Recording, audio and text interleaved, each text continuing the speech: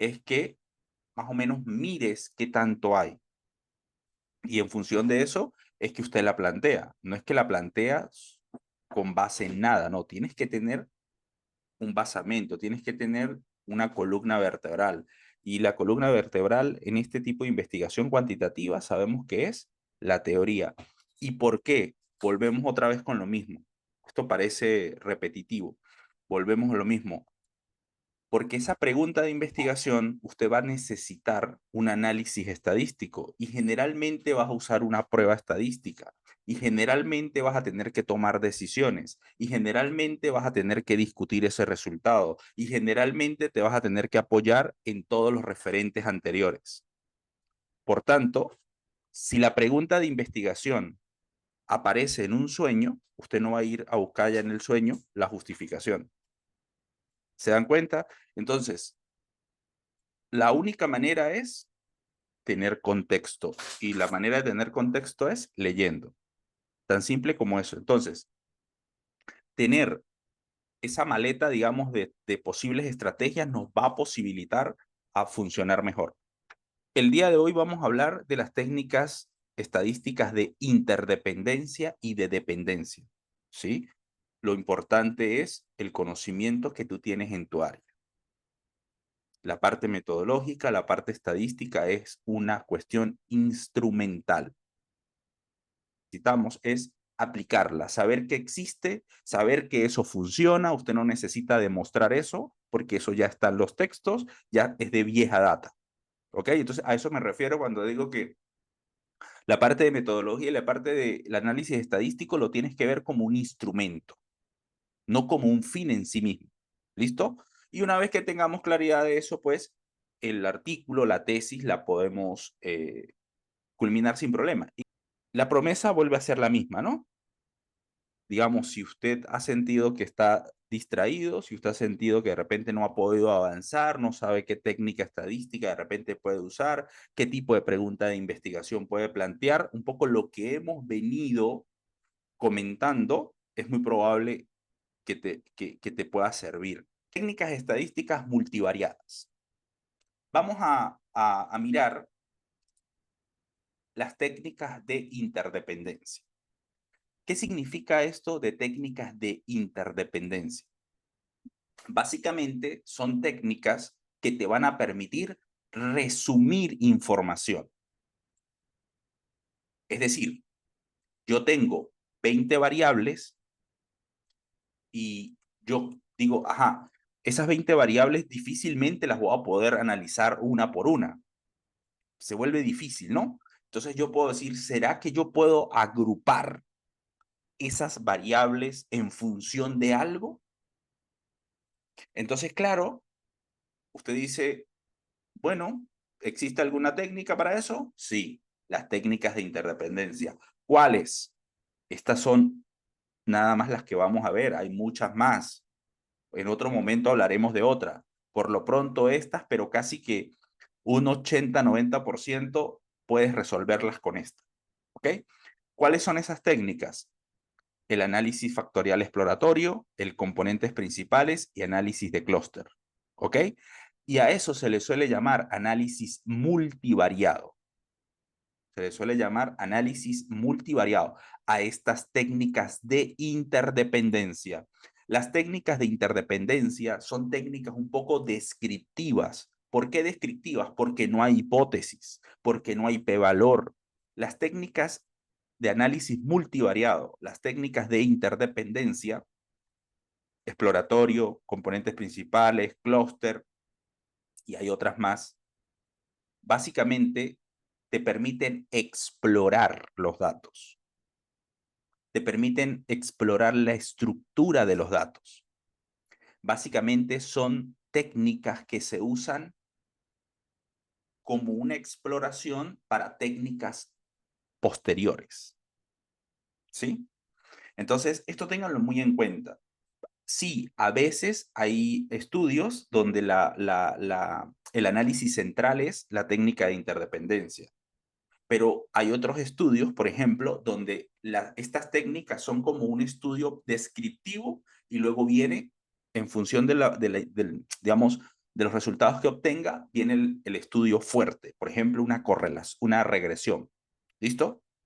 Otra cosa que es muy importante entender aquí es que aquí no existen variables dependientes ni variables independientes.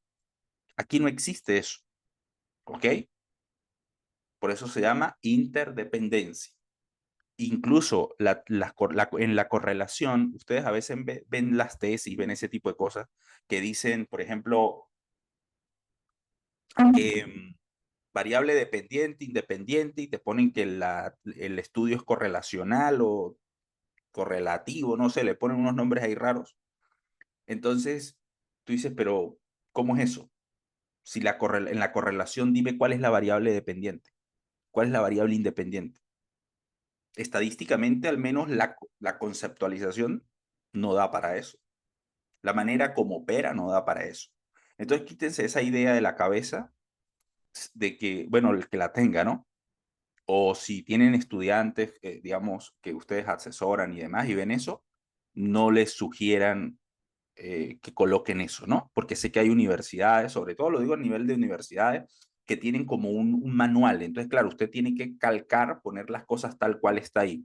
Pero a veces es bueno pensar fuera de la caja, ¿no?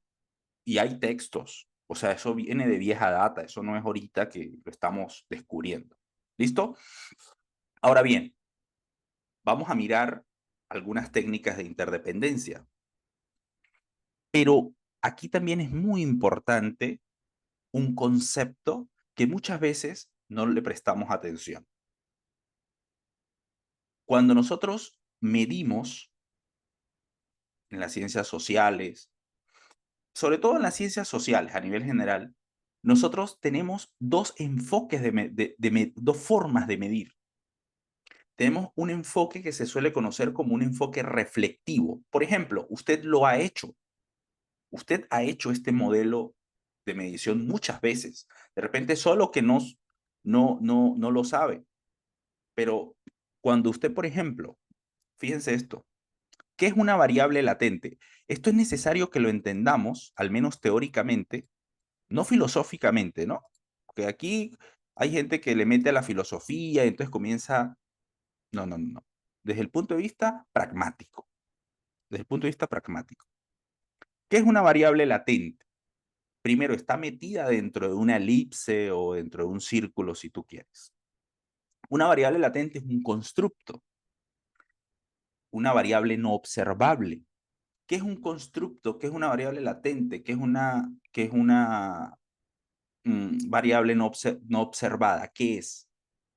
Por ejemplo, la ansiedad. Por ejemplo, el desgaste emocional. Por ejemplo, la motivación. Por ejemplo, el hábito de estudio. Por ejemplo, el interés. Esos son variables latentes que están ahí, no la puedes medir directamente, pero a partir de una serie de indicadores o de ítems o de preguntas o de comportamientos que usted puede observar o que la persona puede autorreportar, usted captura. Por ejemplo, yo presiento que la persona tiene un dolor de cabeza. Bueno, yo comienzo a dar mira, te pasa esto, te pasa aquello, lo otro, lo otro, lo otro. Entonces digo, en función de eso, yo puedo decir que detrás de esas características hay un dolor de cabeza. O, por ejemplo, mi pareja, mi pareja me escucha, mi pareja me ayuda a hacer las cosas, mi pareja digamos, no está encima mío o mía, no sé cómo sea la cosa, mi pareja tal cosa, mi pareja tal cosa. Entonces yo digo, esta persona me quiere.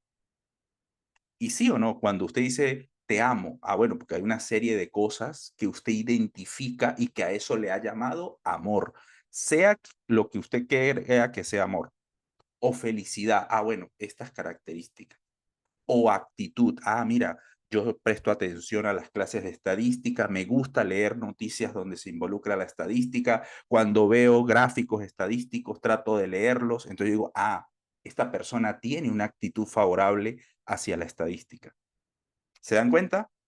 Pero con ver ahí a la persona, yo no puedo decir si tiene una actitud favorable, si quiere o no quiere, si es feliz o si tal cosa. ¿Lo ven? Entonces, eso es lo que se llama una variable latente y nosotros la usamos mucho. Cuando usted habla del clima organizacional, usted dice el clima organizacional, obviamente yo no lo puedo medir directamente, pero uso un poco de ítems, un poco de dimensiones, en fin. Entonces, eso es lo que se llama una variable latente. Ahora bien, ¿qué es eso de reflectivo? Bueno, decíamos hace un momento, si esta persona me quiere, va a haber un comportamiento, va a haber digamos, una proyección. Por tanto, esta persona probablemente me va a escuchar. Más allá de juzgarme, me va a tratar de entender. Esta persona comparte tiempo conmigo. Esta persona eh, entiende que yo tengo unas individualidades. Esta persona me cede espacio. ¿Sí lo ven? Entonces, esas características son un reflejo de la presencia de esa variable latente. Por eso se llama reflectivo. Miren la forma en que salen las flechas. Las flechitas o los vectores salen de la variable latente hacia el rectangulito o, bueno, en todo caso, o un cuadrado, como usted lo quiera ver. Y eso es cada uno de los indicadores. Y el circulito que está aquí, el circulito que está aquí es un error de medición. ¿Sí? No voy a caer en mayor detalle con esto. Solo quiero que lo tengan ahí presente. Ahora, hay otro modelo de medición que se llama el modelo formativo. Si ustedes observan, mire la forma de las flechas, la dirección de las flechas.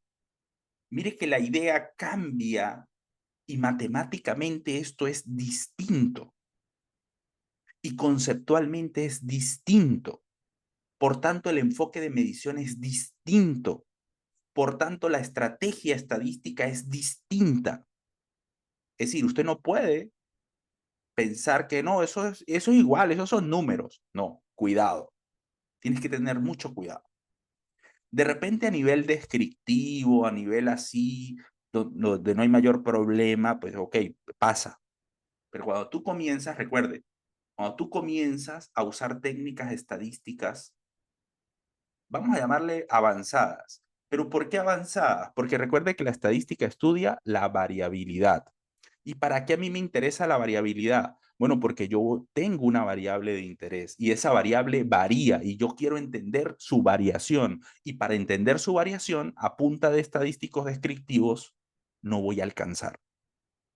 Voy a necesitar un mayor, digamos, un mayor nivel de análisis. ¿Listo? Entonces, ojo con esto. Usted generalmente usted usa estos modelos reflectivos cuando trabaja con una escala Likert, por ejemplo. Hace una serie de preguntas, todas están midiendo una misma cosa. Pero también, por ejemplo, hay otros en el campo, digamos, de la administración, por ejemplo, de las variables latentes formativas son bastantes. Por ejemplo, una vez se dice, suponte, el rendimiento de una empresa. El rendimiento de una empresa no está ahí. El rendimiento de una empresa es la suma, es la composición de cosas. ¿Listo? A diferencia del modelo reflectivo. Yo el modelo reflectivo digo, esta persona tiene una actitud. Necesito ver cómo es. En cambio, en el modelo formativo, yo no parto de que eso existe, yo parto de que eso se construye. ¿Lo ven? Entonces, tienen que tener mucho cuidado con esto. Tienen que tener mucho cuidado. ¿Y por qué yo traigo a colación esto? Porque hay dos técnicas. Ayer había un compañero que nos hacía la consulta cuándo usar componentes principales, análisis factorial exploratorio. Por ahí va la cosa. Entonces, yo me acordé que tengo esta diapositiva y la puse aquí para explicar eso porque sí es importante. Por ejemplo, recuerda que estamos hablando de técnicas interdependientes. No importa si no hay variables dependientes, independientes, no hay nada de eso. Tratamos de resumir la información. Entonces, muchas veces el análisis factorial exploratorio se pasa como si fuera componentes principales. ¿Sí? Sobre todo en SPSS que por defecto trae primero componentes principales y la gente suelta ahí a punta de clic y listo, le da para adelante. Pero miren que estas dos cosas son distintas. Por tanto, los resultados que se obtienen en un análisis factorial exploratorio y los resultados que se obtienen en un análisis de componentes principales son totalmente distintos. No, que eso es intercambiable. Míralo. ¿Cómo me vas a decir que eso es intercambiable? Matemáticamente está ahí. Yo no puse, no puse ecuaciones, no puse nada de eso para no marear, porque no es la idea. Pero el dibujito te sugiere eso. Si eso fuera igual, pues se pintara igual. Y no está pintado igual. ¿Ok? Ahora, ajá, Raúl, y entonces componentes principales. Y mire que hasta escribí mal componentes, ¿no? Componentes principales. Ahora, digamos, ¿cuándo uso uno? ¿Cuándo uso el otro? Vamos a verlo. Entonces, ojo con esto. Esto es muy importante. Yo sé que aquí en la sala de repente hay algunos que son curiosos y les va a llamar la atención esto. ¿Ok? Lo dejo ahí. Pero para aquellos que de repente se sienten perdidos, no se preocupe, porque es muy probable que usted usa estos modelos reflectivos. Escala Likert, muy probablemente lo usa. ¿Ok? Ahora bien, ¿qué es eso de componentes principales? Fíjense esto, también le suelen llamar ACP, ¿no? Sí estoy grabando, pensé que no estaba grabando. A ver, generalmente tú vas a tener una serie de variables, vas a tener un poco de variables y vas a querer resumir esa información. Entonces, el análisis de componentes principales te va a permitir eso, te va a permitir resumir esa información. Pero aquí hay que tener algo muy en cuenta, que es otra cosa que se suele confundir con análisis factorial exploratorio, y es que la data, o sea, los datos, realmente deben ser numéricos, mediciones. Por ejemplo, usted mide las características del agua, la sal, no sé, la densidad, el pH, no sé, la velocidad, no sé qué cosas se puedan medir del agua, pero se entiende lo que estoy diciendo, ¿no? O las características numéricas de un material, o los aspectos, por ejemplo, vinculados al aire, la calidad del aire, el dióxido, el no sé qué, la velocidad del viento, la latitud, la altitud, en fin, que son mediciones, es decir, no son preguntitas. Mire, ¿cómo se siente usted? Mire, ¿qué opina usted? No. Para ese tipo de cosas, el análisis de componentes principales no sirve. Todo aquel dato, todo aquel dato que no necesariamente es una percepción, lo puedes analizar con componentes principales. ¿Listo? Aquí hay algunas, ¿no? ¿Cuáles son algunas preguntas, ¿no? ¿Cuáles son las principales dimensiones para explicar, por ejemplo, la calidad del aire? ¿Sí? ¿Cómo se agrupan? ¿Cómo se agrupan esas dimensiones? Y, por ejemplo, ¿cuáles son los patrones dominantes en los consumidores de mercado, los principales factores en las especies del ecosistema? ¿Cuáles son las principales tendencias en salud en diferentes grupos poblacionales? Es decir, variables numéricas. De hecho, el análisis de componentes principales se suele usar mucho para construir índices. Índices de pobreza, índices de calidad de servicio, índices educativos, índices de salud, ¿ok? Porque generalmente, vuelvo otra vez, proviene de variables numéricas. Ahí sí tiene un sentido esto. Ahora, yo, por ejemplo, eh, esto yo lo puedo hacer en varios software. Hay varios software que te permiten hacer esto. ¿Listo? Básicamente, ¿qué es lo que yo hago? Lo que yo hago o lo que yo tendría que hacer es mirar de qué forma o cómo se están agrupando, cuántos grupos se pueden crear de esas 5, de esas 6, de esas 8 variables, ¿verdad? Entonces, luego lo que yo hago es mirar cómo esas variables están aportando en cada grupo o cuáles son las variables que están aportando en cada grupo. Por ejemplo, aquí yo puedo ver que hay una dimensión 1, una dimensión 2, es decir, como el grupo 1, el grupo 2, qué aspectos están haciendo mayor fuerza en el grupo 1, en el grupo 2, para tratar de entender ese grupo. Por ejemplo, nosotros podemos ver aquí un grupo y decir, oye, aquí hay un grupo donde sobresale tales características y en este otro sobresalen estas otras características. Por tanto, este grupo está más vinculado con esto y este otro grupo está más vinculado con esto otro. Esa es un poco la idea. En lugar de yo trabajar con 15 variables, trabajo con dos grandes variables, con dos dimensiones, con dos factores o con dos grupos, si es que así le queremos llamar. Y esto también es muy importante, ¿por qué?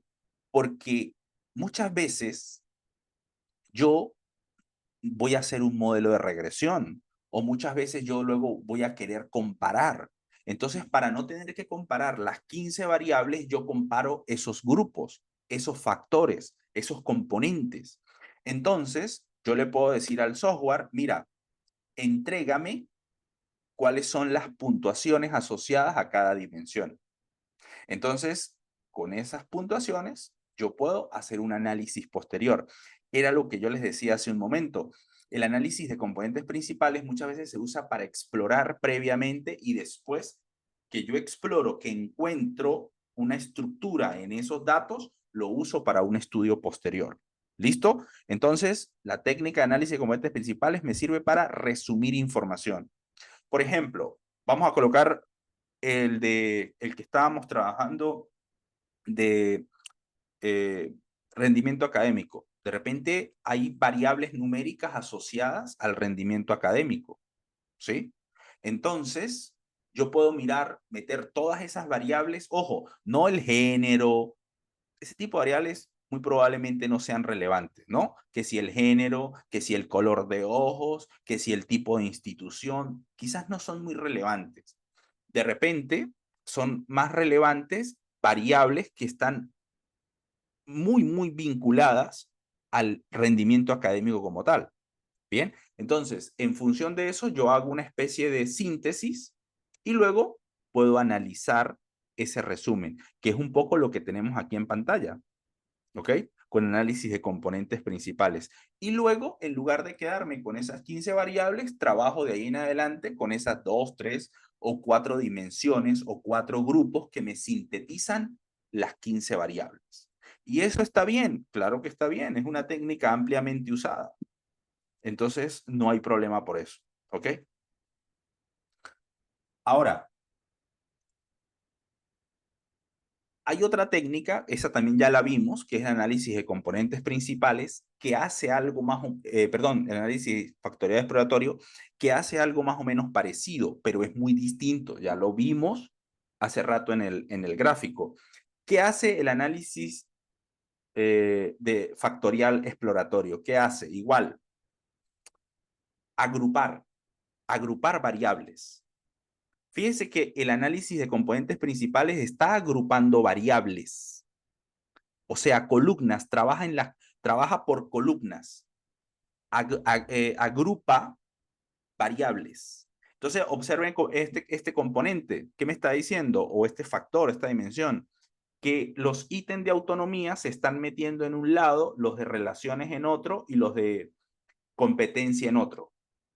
Eso es lo que me está diciendo. Entonces, yo aquí tengo que entrar con la parte teórica. En componentes principales no es tanto o no es tan importante tratar de entender ese grupo. No, no es tan importante. En análisis factorial exploratorio sí tienes que meterle algún detalle, decir, oye, ¿por qué? Ojo con esto. ¿Por qué este ítem de autonomía, por qué este ítem de autonomía se metió aquí en este grupo de competencia? ¿Por qué? Si se supone que ese ítem es distinto, se supone que ese ítem está midiendo otra cosa, ¿por qué se metió ahí? Bueno, me tengo que ir a leer el ítem. Ah, ok, es que este ítem de competencia está, aunque pertenece, perdón, este ítem de autonomía, aunque se enmarca dentro de autonomía, digamos, la redacción, el fraseo que se está usando, se está interpretando como algo asociado más a la competencia. Entonces, usted trata de buscar una explicación no estadística, porque ya tienes el resultado estadístico, ¿ok? Buscarle una justificación desde lo teórico, ver si eso hace o no hace sentido. ¿Por qué este ítem de autonomía se está metiendo tanto en este grupo como en este grupo? Miren que la carga es muy similar. Esto se interpreta como una correlación. Miren que la correlación es como muy similar, ¿ok? ¿Qué quiere decir eso? ¿Qué quiere decir eso? ¿Será que autonomía, lo que dice el ítem 4 de autonomía, está mejor representado aquí o aquí? ¿O es que este ítem está capturando ruido? ¿O es que este ítem básicamente es un ítem que no se está entendiendo? Es un ítem que no está discriminando bien. ¿Sí se dan cuenta? Pero ¿por qué hay que meterle un nivel de detalle al análisis factorial exploratorio? Porque el análisis factorial exploratorio, ¿de dónde proviene la materia prima? De un instrumento basado en percepción. ¿Se dan cuenta que no hice ese énfasis en componentes principales? ¿Por qué? Porque la información generalmente que proviene o la materia prima asociada a componentes principales no tiene sentimiento, es un número. En cambio aquí sí hay sentimiento. Esto es una percepción, esto es un juicio de valor.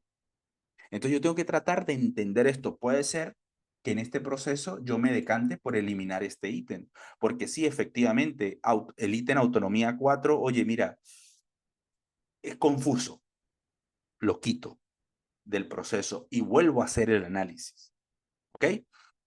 Entonces, hasta ahí, por ejemplo, hasta ahí es lo que usted hace y lo que nos preguntaba Edwin ayer del análisis factorial exploratorio. Hasta ahí, si usted se queda hasta ahí, está haciendo un análisis factorial exploratorio asociado a los instrumentos. Es decir, es como esa parte del análisis exploratorio para instrumentos. Pero si usted da el paso siguiente y es obtener obtener las puntuaciones asociadas a las dimensiones, ya usted lo que está haciendo es igual resumir esta información para luego llevársela a un estudio posterior.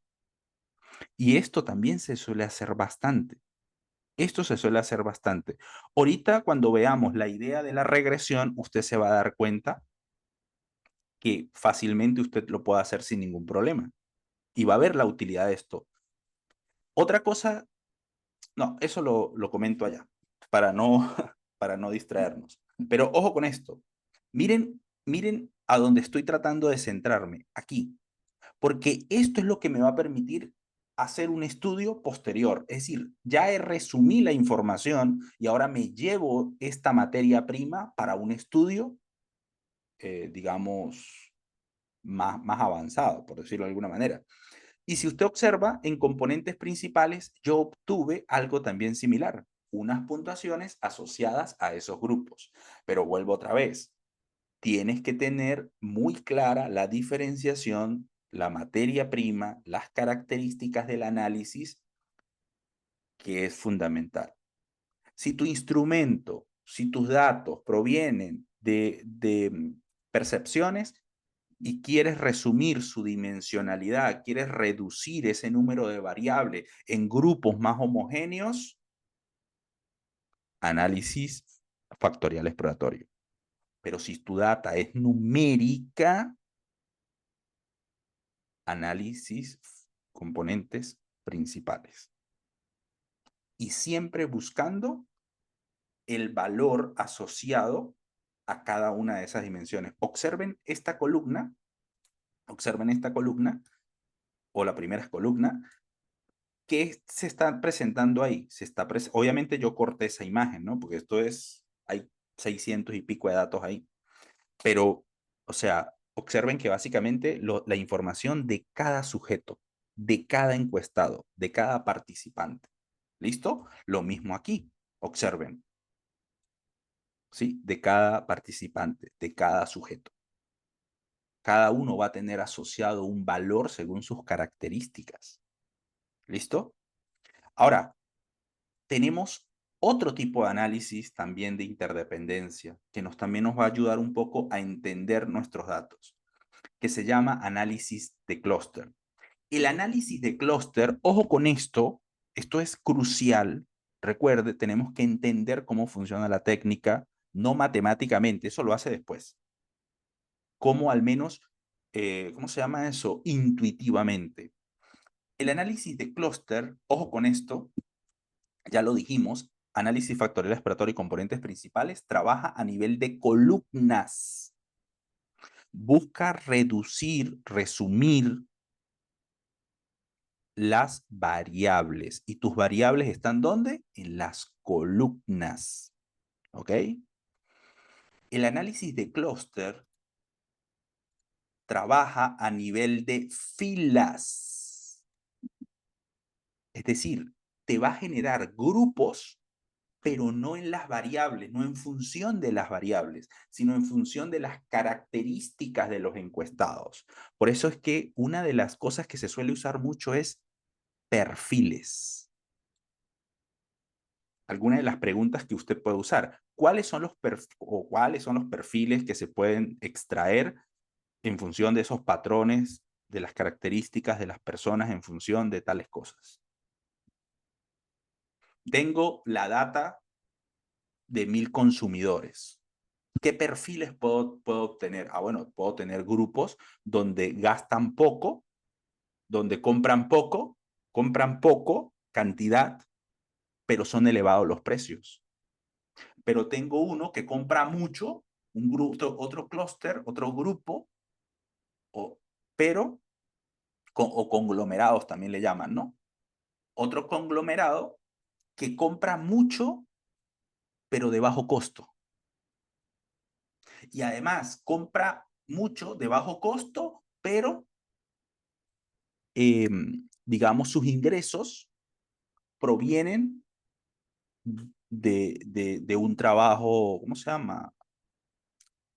Gubernamental, o sea, vive de un sueldo. Pero tenemos otro grupo que compra poco, el ticket es bastante elevado digamos, y es trabajador independiente en el área de tecnología. Tener ese perfil te va a permitir tomar decisiones.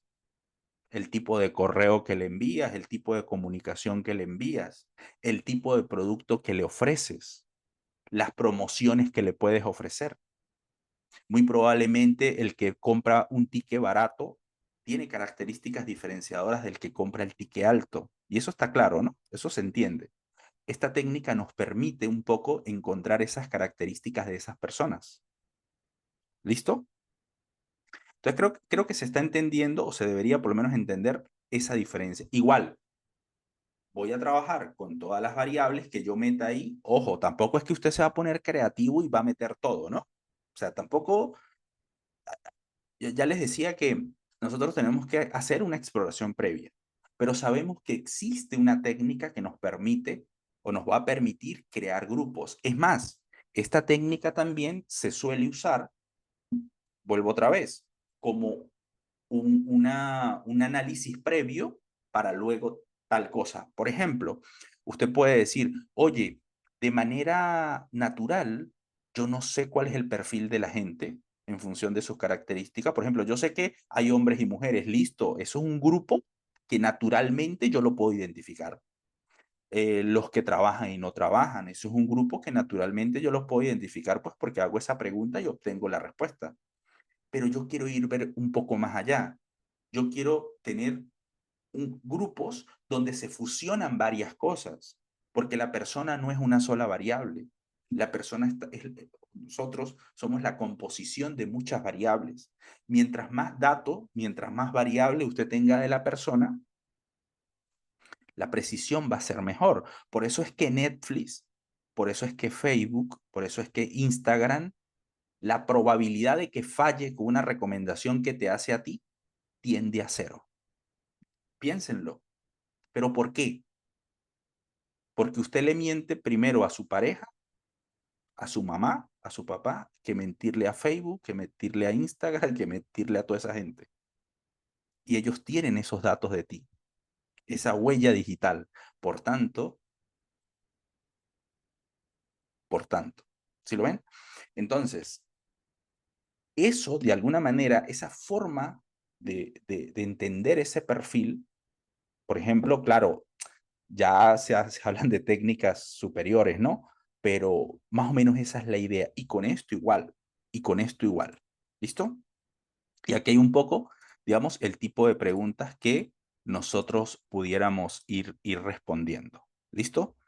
Ahora bien, por ejemplo, fíjense esto. Yo tengo aquí una serie de variables, vuelvo otra vez, usted no puede volverse creativo, tiene que tener sentido lo que está haciendo. Si usted de repente no tiene claridad en lo que quiere hacer, pero ha visto otra vez que en los artículos se suele usar esa técnica para ciertas cosas y, oye, me gustaría sumergirme en esa técnica, bueno, busco, yo les dije, no paguen para que le enseñen un software. Usted eso lo puede buscar en YouTube.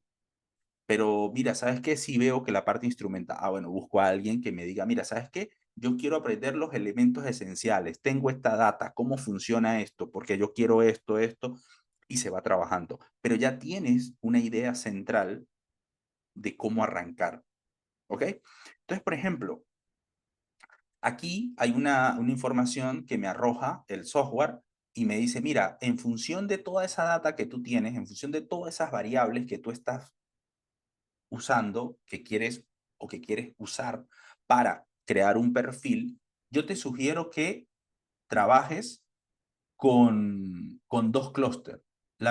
Una buena forma, al menos estadísticamente, que te sugiero son dos clústeres. ¿Ok? Entonces, usted le hace caso y trata de pintar esos dos clústeres. Pero claro, observen que aquí ya no son variables, mire que son números. Estos números son los números asociados a los sujetos. El 48, el 87, el 100 no sé qué, así sucesivamente. ¿Está bien? Entonces la pregunta es, ¿esto hace sentido? La pregunta es, ¿qué características tienen estos sujetos? Ojo, recuerde que usted aquí está mezclando varias variables, no es una sola. Lo que quiere decir que mientras más variables locas, extrañas usted meta, la interpretación va a ser mucho más difícil.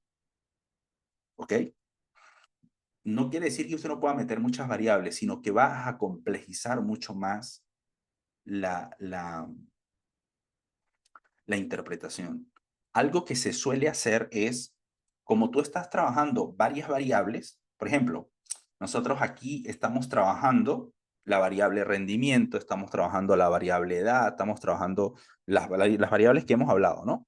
La variable autonomía, la variable competencia, la variable interés, la variable esfuerzo y la otra variable. Entonces, ¿qué es lo que yo puedo hacer? Ah, mira, este análisis me está diciendo que yo, en función de toda esta gente, tengo dos clústeres. ¿Qué significa? Que el grupo rojo, rosado, no sé qué color es ese, que está al lado izquierdo, ese clúster internamente es homogéneo.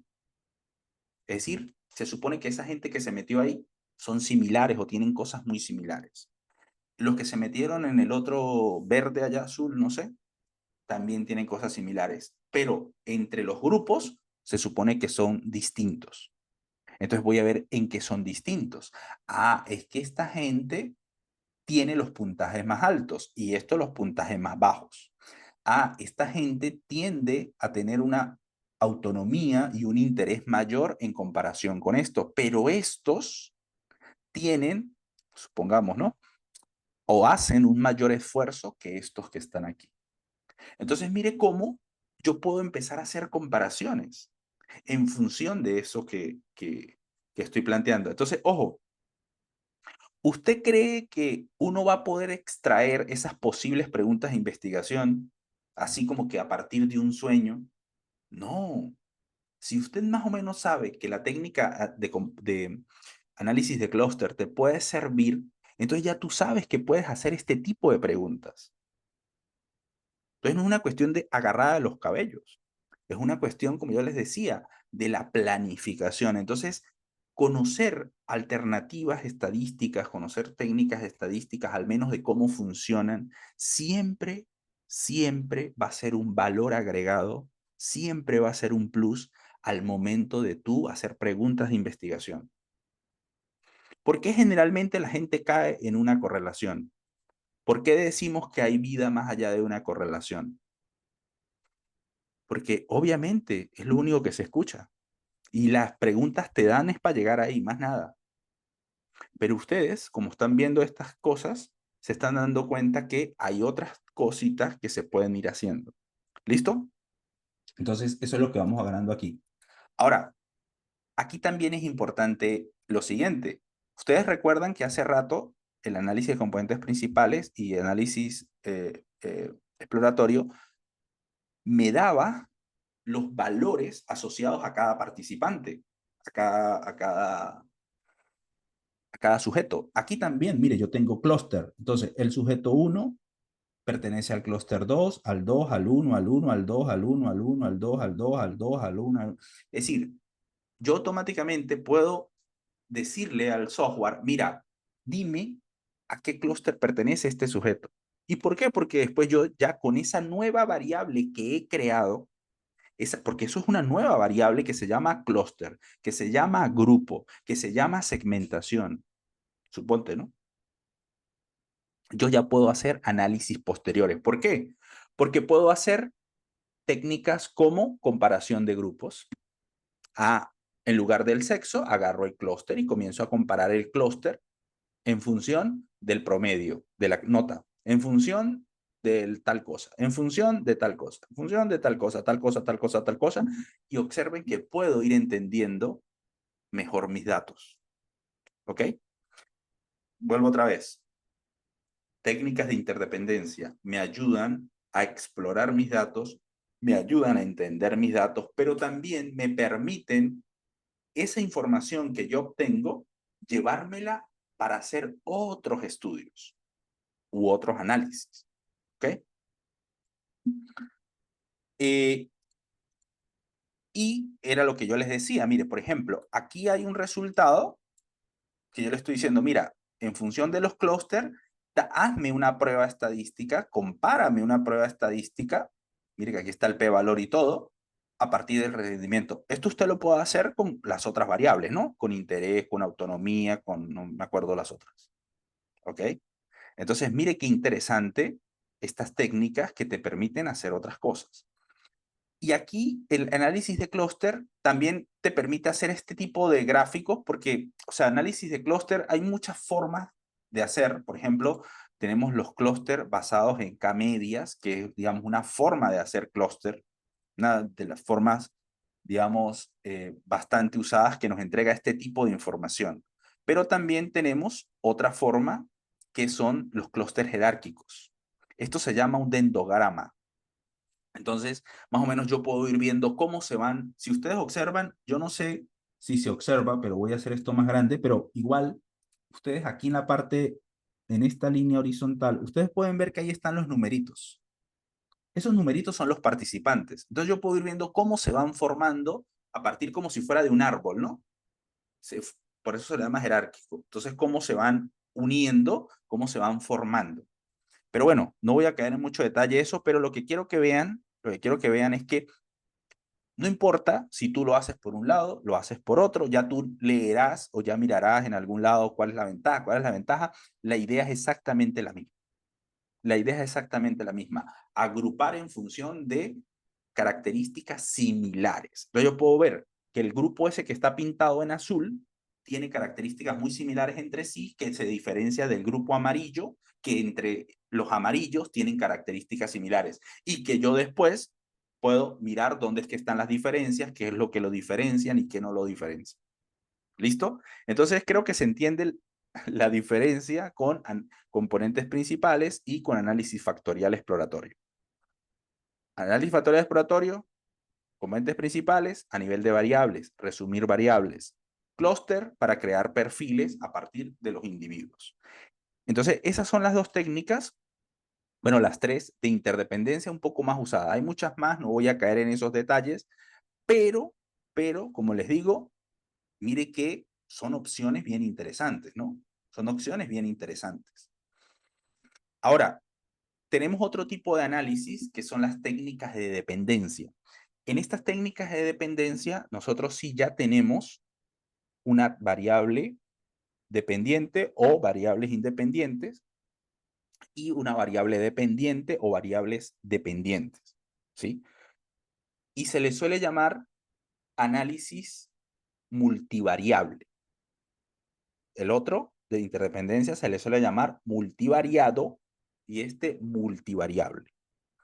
Hay muchas técnicas. Vamos a comentar, digamos, de manera intuitiva la regresión múltiple o la regresión y la regresión logística binaria y algunas variantes de ella. ¿Ok? Un poco para que se vea.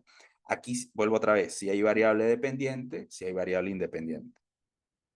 Pero antes de esto, nosotros tenemos que tener claridad en algo que se llama un modelo estadístico, porque básicamente aquí ya nosotros hablamos o se suele hablar de modelos. Entonces, ¿qué es un modelo estadístico? Básicamente permite, ojo con esto, que estamos usando ya la palabra relación entre variables. Es decir, yo ya puedo plantear que las variables puede existir una relación directa, esto afecta a esto de manera directa o que lo afecta de manera indirecta. Yo puedo plantear un modelo que me permita explicar, que me permita predecir cosas para tomar decisiones. ¿Ok? Básicamente puedo tener dos variables, 3, 4, 5, depende de la complejidad que usted quiera manejar, pero de eso se trata un modelo. Se trata de explicar, de describir, de predecir algo. Vuelvo otra vez, generalmente una variable de interés. ¿Sí? Sí, hay técnicas como por ejemplo las correlaciones, la regresión canónica, perdón, que tiene muchas para acá, muchas para allá, pero eso en el campo de las ciencias sociales no es muy usada, ¿no? Pero son opciones que hay. Modelos de regresión. Estos modelos básicamente tienen variables dependientes que pueden ser numéricas, una variable numérica, un número propiamente que proviene de una medición, o variables categóricas, que pueden ser, digamos, nominales, pueden ser ordinales, pueden ser politómicas, ¿sí? Y variables independientes que pueden ser de cualquier naturaleza. Y según las características, pues nosotros hacemos el análisis. Miren esto que está aquí, que lo estoy ejemplificando como una especie de modelo con nuestras variables que hemos trabajado. Aquí es muy importante esto, especificar el modelo. Cuando usted hace una regresión, usted está especificando un modelo. A veces lo que hacemos es meter en el software y ya se acabó y dele para adelante. Y olvidamos que detrás de eso hay un modelo. Y en ese modelo, además de que se plantean las relaciones que yo estoy estableciendo, se plantean las hipótesis de investigación. Por ejemplo, miren esto que está aquí. Yo estoy diciendo aquí que mi variable a explicar, mi variable de interés es el rendimiento. Y miren la dirección de la flecha. Estoy diciendo que la determinación, la variable determinación afecta al rendimiento o se relaciona con el rendimiento o tiene un efecto, en fin. Y aquí está la hipótesis. Mire. Es una regresión simple o puedo decir que la autodeterminación tiene una relación con el rendimiento. ¿Qué quiere decir? ¿Cuál es mejor? ¿Determinación, autodeterminación? No sé. Tendría que mirar desde la teoría cuál es la relación mejor. O, de repente, yo pudiera decir, oye, una sola variable quizás no es suficiente. O puede decir, no, en lugar de una, voy a considerar de manera simultánea dos variables. Entonces tendría una hipótesis y tendría otra hipótesis, afectando a quién, al rendimiento. Es decir, para tratar de explicar al rendimiento. Y de repente tú dices, no, mira, ¿sabes qué? Como que no es suficiente. Ah, bueno, puedo meter autonomía, competencia, relaciones, interés, esfuerzo. Y claro, el modelo se va haciendo un poco más complejo. Pero, ¿qué están notando o qué deberían notar ustedes aquí? Estos dibujitos lo hice a propósito, ¿no? Desde el punto de vista didáctico, pedagógico. Miren, ustedes tienen que notar aquí lo siguiente, que esta variable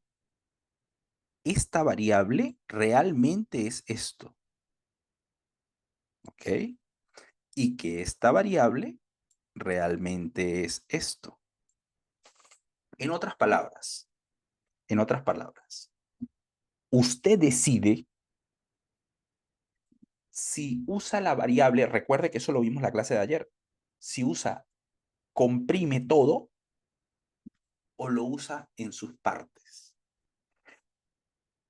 El primer modelo era solo determinación, en el otro era solo autodeterminación, pero usted sabe que la determinación tiene dos dimensiones, porque eso lo vimos ayer, porque teóricamente es así y porque así usted lo midió, pero usted está resumiendo toda la información en un promedio o en una suma. Eso lo hablamos ayer. Pero también usted entiende que cuando usted suma todo, mete como que todo en la licuadora, ahí se camuflan muchas cosas. Entonces probablemente no logras entender bien el fenómeno. Es como cuando uno a veces le sube ruido, hay ruido y le mete volumen a la música para ver si, no, no hace mucho sentido. Entonces de repente usted dice, mira, ¿sabes qué? Estas dos variables deben afectar al rendimiento según la teoría. Después usted dice, oye, pero es que determinación, autodeterminación, todo ahí empaquetadito, yo no logro ver el efecto, por ejemplo, de la autonomía, porque la autonomía se supone que es un componente importante de la determinación, digamos, o competencia, o relación, o lo mismo interés, esfuerzo. Entonces, ¿sabes qué? No voy a meter todo eso empaquetado, lo voy a separar. Entonces, observen que aquí lo está separando. Entonces tú puedes ver el efecto de autonomía, el efecto de competencia, el efecto de relaciones, el efecto de interés, el efecto de esfuerzo. ¿Sobre quién? Sobre el rendimiento. Y aquí tú puedes tomar decisiones, puedes llegar a conclusiones y decir, mira, efectivamente, la autonomía tiene un mayor, digamos, efecto relativo o un mayor impacto relativo sobre el rendimiento que competencia y que relaciones. Pero eso usted aquí no lo podía ver. Eso usted aquí no lo podía ver. ¿Por qué? Porque había empaquetado toda la información. Entonces, una estrategia. Otro tip, el tercer tip. Usted, cuando está haciendo un modelado, cuando está haciendo un análisis de estos tipos, tratando de entender cómo se relacionan las cosas, generalmente se prueban varios modelos. Solo la variable en sus componentes, la variable comprimida, con dos variables, con tres variables. Eso lo hace el analista. Quítense esa idea, el que la tenga, ¿no? Esa idea absurda de que la investigación es, digamos, cuadrada. No. Usted se va a encontrar en la literatura, en artículos Q1, artículos Q2, usted se va a encontrar cosas que dice, bueno, ¿y aquí qué pasó? Usted se va a encontrar cosas donde dice, bueno, ¿y por qué esta gente, en lugar de usar toda la información, comprimió la información? ¿Y saben por qué? Porque eso es lo que le beneficia. Usted no va a entregar resultados que no te benefician. No estás haciendo trampa, solo le estás dando la vuelta. ¿Ok? porque ustedes saben que está el sesgo de publicación y si de repente no es estadísticamente significativo, entonces no le van a prestar atención. Ah, pero yo sé que no voy a hacer trampa, pero yo sé que en lugar de usar todos los ítems, los meto en la licuadora, obtengo una representación de todos ellos y ese me funciona mejor y no me van a decir nada porque en definitiva proviene de ahí. ¿Sí lo ven? Entonces, este tipo de prácticas no es deshonesta, no es deshonesta porque no te estás inventando los datos, porque no estás cuadrando la significancia, pero vuelvo otra vez, son cosas que se suelen hacer y aquí les estoy mostrando. Posiblemente trabajar con toda la información pueda ser mejor que trabajarlo por separado. Porque cuando tú le metes zoom, se ven las arrugas, ¿no? Cuando mete todo, ni te das cuenta. Entonces, este tipo de modelos lo que me permite es eso, ¿no? Tratar de explicar, tratar de entender el rendimiento académico a partir de otra serie de variables. Y esa es la regresión múltiple. Esta regresión múltiple, fíjese aquí ya la información metida, tiene una característica y es esto que está aquí. Esta variable tiene que ser numérica. Esta variable tiene que ser numérica, un número. Estas variables, que esta es la variable dependiente, ¿no? Esta es la variable que yo quiero explicar, que yo quiero predecir. Esta es mi variable de interés. Y este otro grupo de variables que está aquí son las variables independientes. Y estas variables sí pueden ser numéricas, pueden ser dicotómicas, pueden ser politómicas, pueden ser ordinal, no interesa su naturaleza, las que sean. Pero esta sí tiene que ser numérica. Ajá, Raúl. ¿Y qué si pasa si mi variable interés es, tiene o no tiene cáncer? ¿Aprueba o jala el semestre? O reprueba, ¿no? ¿Compra o no compra? Se vuelve, digamos, ¿le damos el crédito o no le damos el crédito? ¿Qué pasa si esa es mi variable de interés? Bueno, ya la regresión múltiple de estas características no te sirve, pero existe otras que trabaja, por ejemplo, la regresión logística. Y la idea que manejamos hace un momento de meter todas las variables o meter una sola o meter la combinación es exactamente igual. ¿Qué es lo que diferencia esta variable? ¿Por qué? Bueno, Raúl, pero me estás diciendo que rendimiento es una variable numérica, me estás hablando de logística, ¿y cómo va a ser lo mismo? Bueno, usted sabe, no es lo ideal, no es lo ideal. Yo nunca recomiendo dicotomizar o categorizar una variable numérica. Llévelo al extremo, no lo haga. Una variable numérica tiene mucha más información, mayor variabilidad que una variable categorizada. ¿Qué es eso, Raúl? No entiendo. Bueno, suponte que tú tienes el rendimiento, vamos a hacer el ejemplo con el rendimiento. El rendimiento, dependiendo del país, ¿no? Puede ir del 1 al 7, del 1 al 20, del 1 al 100, lo que sea, no interesa. Es una variable numérica. Entonces, yo digo, bueno, los que tengan menor a cierto punto, les voy a decir que no aprueban, no aprueban, raspan. Y los que tienen mayor a cierto punto, sí aprueban. He dicotomizado esa información, cuando realmente no es una variable dicotómica. ¿Listo? Y aquí yo pierdo mucha variabilidad, porque entre 1 y 50 hay mucha variabilidad, hay mucha información. Entre 1 y 50 pueden haber diferencias importantes. ¿Ok? Por ejemplo, suponte, de repente rendimiento usted dice no tanto, pero suponte que es una cuestión vinculada a la presión sanguínea, presión arterial. observen que esas variables siempre la trabajan de forma numérica. Muy rara es la vez que se trabaja como categórica. Bueno, presión alta, presión baja, muy raro.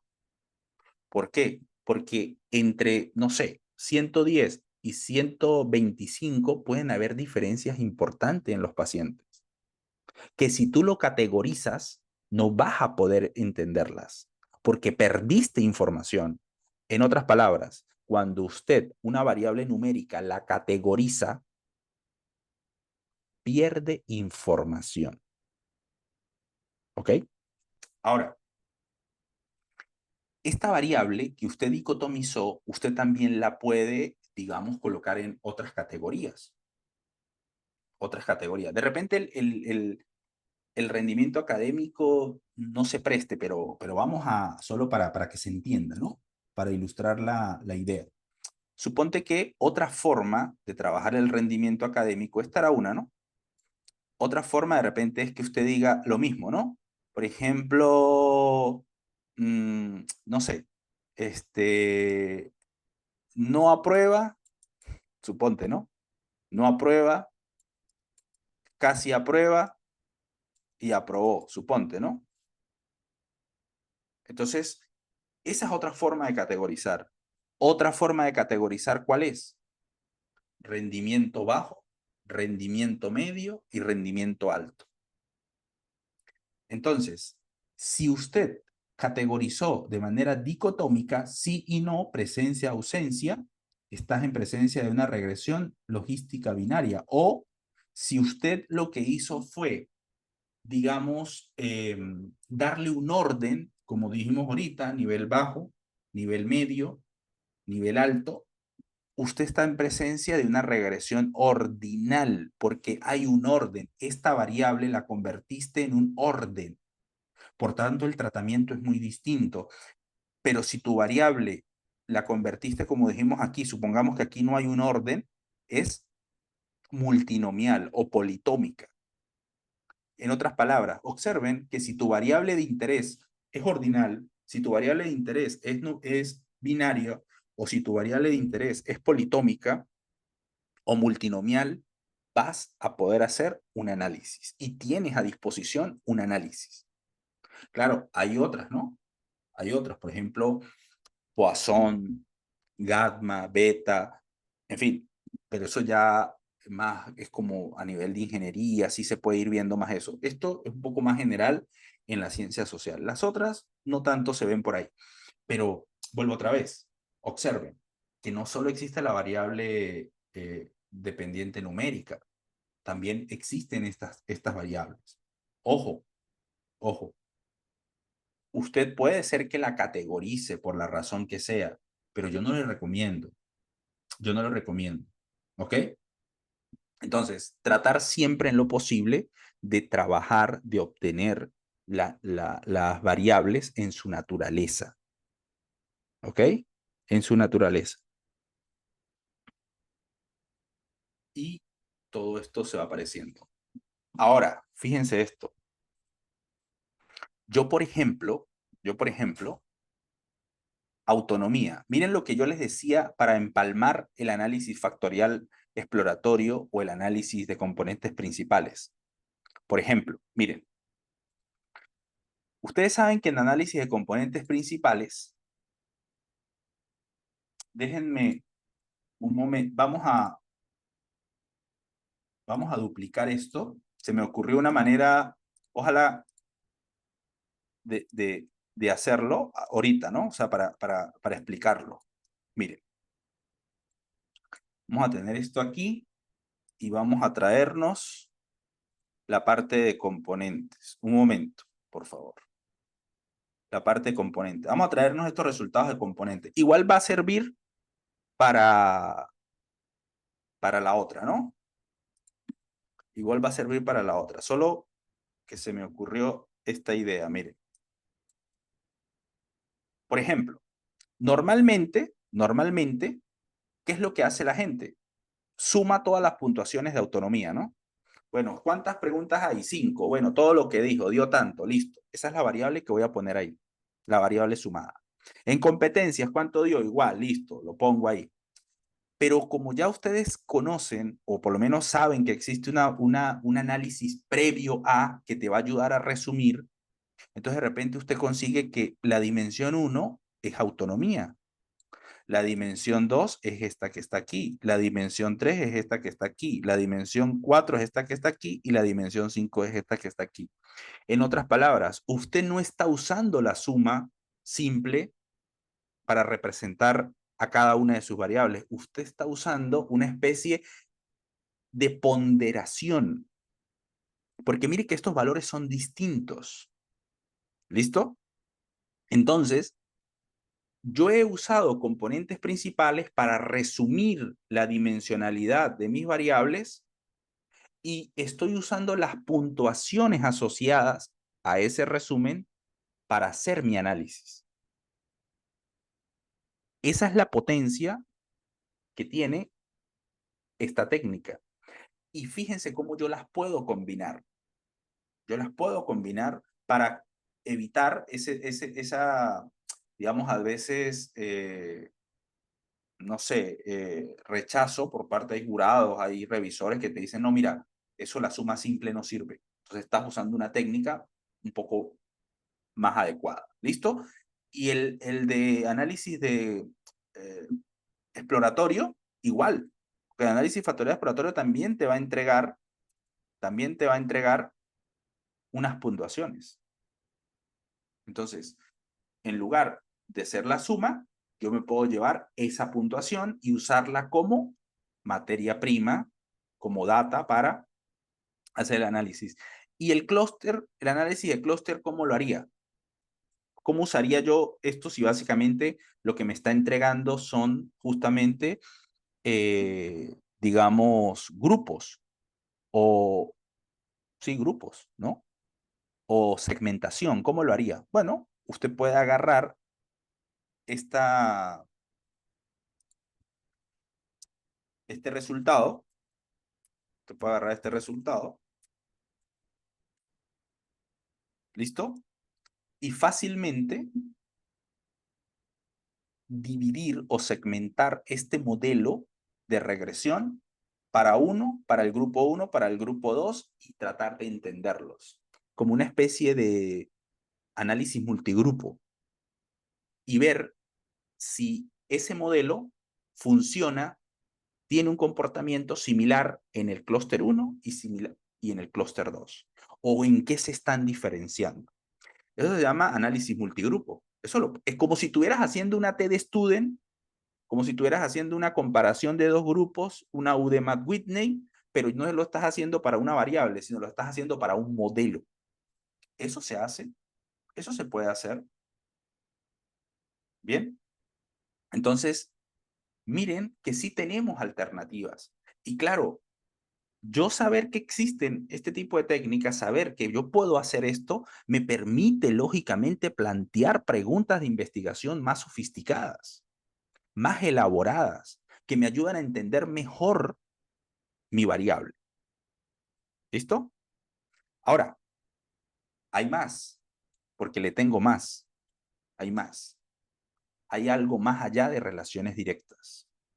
Porque si a usted esto le pareció interesante, muy probablemente lo que vamos a ver y lo que nos falta por ver le va a parecer también interesante.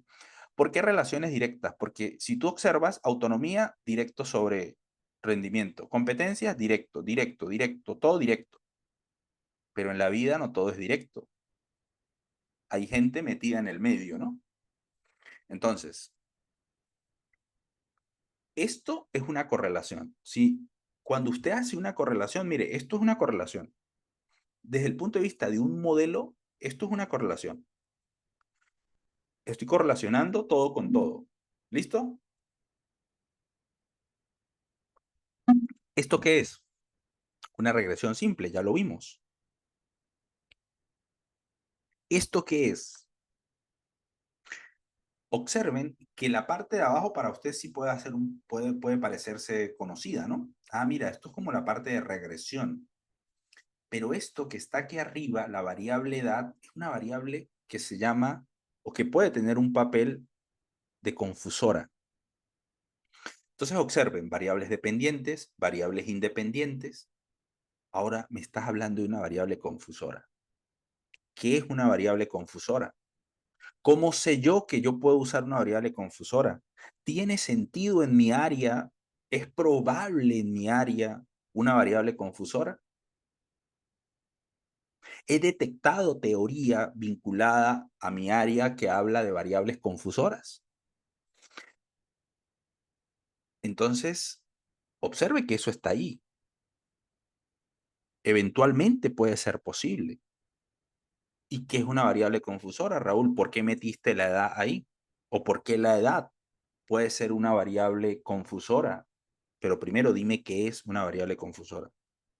Una variable confusora es una variable que puede tener un efecto sobre la variable dependiente y sobre la variable independiente. Mire, la flecha de edad sale hacia determinación y sale hacia rendimiento. Es decir, que autodeterminación y rendimiento tienen una causa común. ¿Cuál? La edad. ¿Y qué me estás diciendo ahí? Dame un poco la idea. Básicamente que la edad puede afectar la relación entre la autodeterminación y el rendimiento. ¿Y por qué yo pudiera pensar eso? ¿En qué sueño lo vi? Bueno, porque puede ser que a mayor edad las personas pueden tender a tener una mayor autodeterminación, porque bueno, se vuelven más maduras, no sé qué, y también el rendimiento en función de eso puede tender a aumentar. ¿Ok? Es posible, es posible. Es posible que el salario, o sea, lo que la persona gana, afecte a dos variables simultáneas en el marketing. Puede ser, no lo sé, habría que explorar, habría que explorar. ¿Listo? Pero observen que eso es posible hacerlo. ¿Y por qué yo debería incluir una variable confusora? Porque justamente controlar esa variable es entender la naturaleza real de la relación. Te doy un ejemplo. Es como que uno diga, ¿qué sería de mí sin el apoyo de mis padres? ¿Será que yo realmente estuviera donde estoy sin mis padres, si yo controlo el efecto que mis padres tuvieron en mí? Por ejemplo, ¿no? El apoyo. No lo sé, no lo sé. Pero yo puedo estudiar eso. ¿Sí se dan cuenta? Yo lo puedo estudiar. Entonces, esas variables yo sé que no son muy usadas. En el campo médico sí son bastante usadas. Pero bueno, están ahí. ¿Y qué pasa con la mediación? Mira, otro tipo de variable. Variable mediadora o variable interviniente. Creo que los libros de metodología le llaman, ¿no? Observe recuerde que la importancia del modelo es mirar la flecha, la dirección de la flecha. ¿Usted qué está viendo? Autodeterminación, rendimiento, muy parecido a lo de aquí, pero ahora, miren cómo se están yendo las flechas. ¿Qué quiere decir? Que la determinación tiene un rol mediador. ¿Qué significa un rol mediador? Que afecta de alguna manera la relación entre la autodeterminación y el rendimiento. Y no solo eso, observen que aquí están las hipótesis. Estas son las hipótesis. La determinación se relaciona con el rendimiento.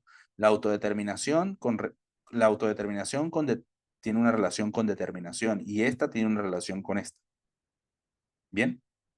Entonces, observen que yo puedo usar variables mediadoras. Vuelvo otra vez. ¿Cómo sé yo que en mi campo, en mi línea de investigación, con mis variables, yo puedo usar variables mediadoras? Pues tengo que explorar, ¿no? Tengo que revisar, pero es posible hacerlo. Y muy probablemente las hay. Otra, moderación. ¿Qué es una variable moderadora?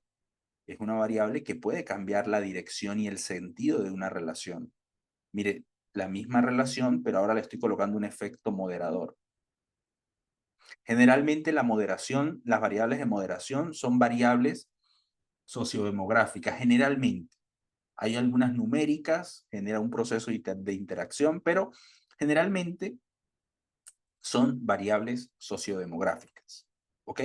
Básicamente lo que está diciendo aquí es que la autodeterminación puede cambiar la dirección o el sentido, la magnitud de esta relación.